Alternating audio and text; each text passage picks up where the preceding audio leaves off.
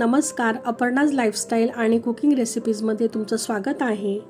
नवरात्रीत देवीची ओटी कशी भरावी, मग ती कोणतीही देवी असो, कुलस्वामिनी असो, दुर्गा माता असो व महालक्ष्मी किंवा इतर कोणतीही देवी असो, तर नवरात्रीत देवीची ओटी कोणी भरावी, तर देवीची ओटी ही सवाष्ण स्त्रीने भरावी.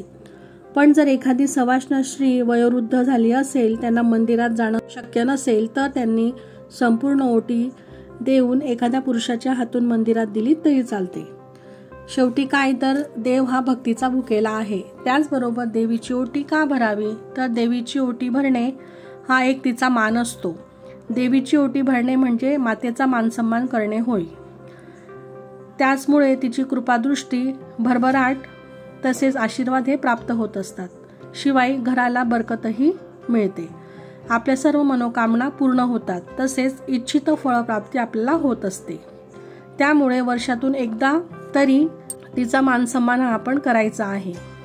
तर आजच्या व्हिडिओमध्ये साध्या सोप्या पद्धतीने ओटी कशी भरावी हे आपण पाहणार आहोत. या ठिकाणी एक साडी, ब्लाउज पीस किंवा तुम्ही खणही घेऊ शकता. त्याचबरोबर फुलं, देवीसाठी वेणीही आपण घ्यायची आहे. तसेच हळकुंड, बदाम, सुपारी, सौभाग्य अलंकार घेतलेले आहेत. दक्षिणाही आपल्याला घ्यायची आहे आणि एक श्रीफळही आपण घेणार आहोत. हे सर्व बेसिक साहित्य आपण घेतलेले आहे. एवढे साहित्य तरी ओटीमध्ये नक्कीच असावं. तर आता ओटी कशी भरावी ते आपण पाहूयात. तसेच महत्त्वाचं सांगायचं झालं तर देवीची ओटी ही तुम्ही यथाशक्ती भरायची आहे. तुम्हाला तुमच्या आवडीनुसार तुम्ही वस्तू घेऊ शकतात. तुम्ही साडीने किंवा एखाद्या खणाने ओटी भरू शकतात किंवा ब्लाउज पीस घेतलं तरी चालेल. काही जण कमी रेंजची साडी घेतात तर काही जण पैठणी घेतात.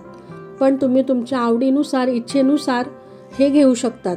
त्याचबरोबर वेगवेगळ्या कुलाचाराप्रमाणे वेगवेगळी पद्धत ही असू शकते. त्याचप्रमाणे रूढी परंपरा असू शकतात.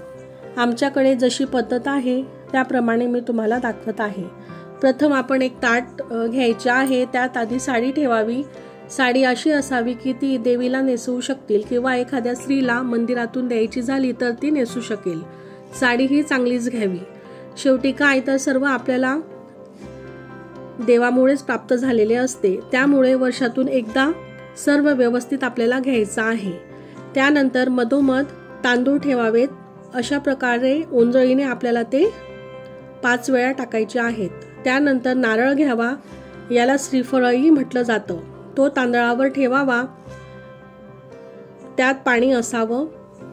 नारळाची शेंडी ही आपल्याला देवीकडे करायची आहे. त्यानंतर ओटीत ठेवण्यासाठी चांदला बांगड्याही आपण घेऊ शकतो किंवा अशा सुट्ट्या बांगड्या घेतल्या तरी चालतात. सर्व गोष्टी जसे की नेल पेंट, टिकल्यांची डब्बी, पाकिट असेही तुम्ही साहित्य घेऊ शकता. त्यानंतर खारीक, खोबरे, हळकुंड, बदाम, सुपारी हेही आपण ठेवू शकतो.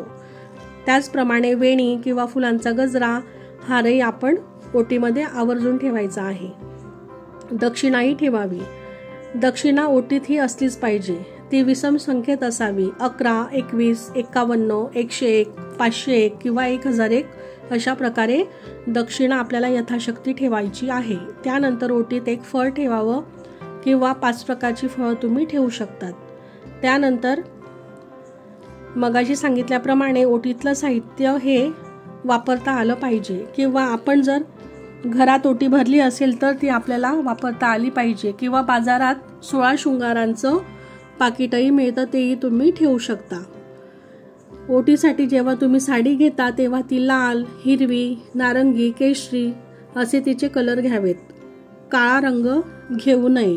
शक्यतो आपल्याला रंगीत साडीच घ्यायची आहे. त्यातल्या त्यात लाल रंग घ्यावा. तो देवीला अतिशय प्रिय असल्या कारणाने ओटीत तो आपल्याला आवर्जून ठेवायचा आहे. जसं आपण एक नारळ ठेवला आहे, तुम्ही 5 नारळही ठेवू शकतात किंवा बऱ्याच ठिकाणी ओटीमध्ये चुनरी सुद्धा ठेवली जाते. तसेच तुम्ही ओटीमध्ये मिठाई, पेढे सुद्धा ठेवू शकतात.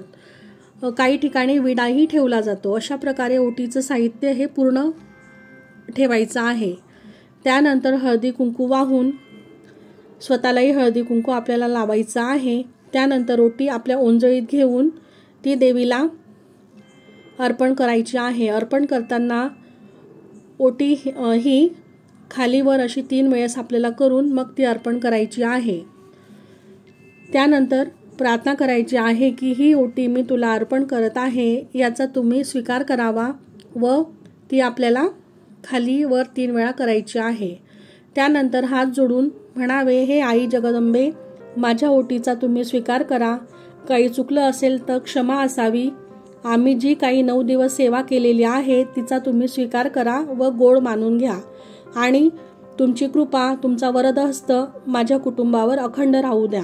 आमच्या घरात सुख शांती तसेच समृद्धी ही अखंड राहू द्या, अशी देवीला आपल्याला प्रार्थना करायची आहे। व मंदिरात गुरुजींना जर तुम्ही ही ओटी देणार असाल तर ओटी घेतल्यानंतर ते तुम्हाला परत थोडं तांदूळ, फूल किंवा प्रसादही देतील। ते तुम्ही बरकत म्हणून आपल्या घरातील डब्यामध्ये टाकायचे आहे। तसेच प्रसाद जर दिला असेल तर तो तुम्ही घरातील व्यक्तींमध्ये वाटून घ्यावा। अश्विन नवरात्रामध्ये ही ओटी अष्टमी किंवा नवमीला भरावी। यानंतर नवरात्रात कुलस्वामिनीची ओटी नक्कीच आपल्याला भरायची आहे। वर्षातून एकदा तरी आपण ओटी भरायची आहे। घरात काही शुभ कार्य असेल त्यावेळेस कुलस्वामिनीची ओटी ही भरायची असते। जर तुम्ही घरी ओटी भरली असेल तर हे साहित्य एखाद्या सवाष्ण स्त्रीला वापरायला द्यावं किंवा दान करावं। अशा प्रकारे आजच्या व्हिडिओमध्ये साध्या सोप्या पद्धतीने ओटी कशी भरावी हे आपण पाहिलेले आहे। तर कसा वाटला तुम्हाला आजचा व्हिडिओ, आजची माहिती कमेंट करून नक्की सांगा। आणि अपर्णाज लाईफस्टाईल आणि कुकिंग रेसिपीज या चॅनलला जर तुम्ही नवीन असाल तर लाईक, शेअर आणि सबस्क्राईब करायला अजिबात विसरू नका। श्री स्वामी समर्थ।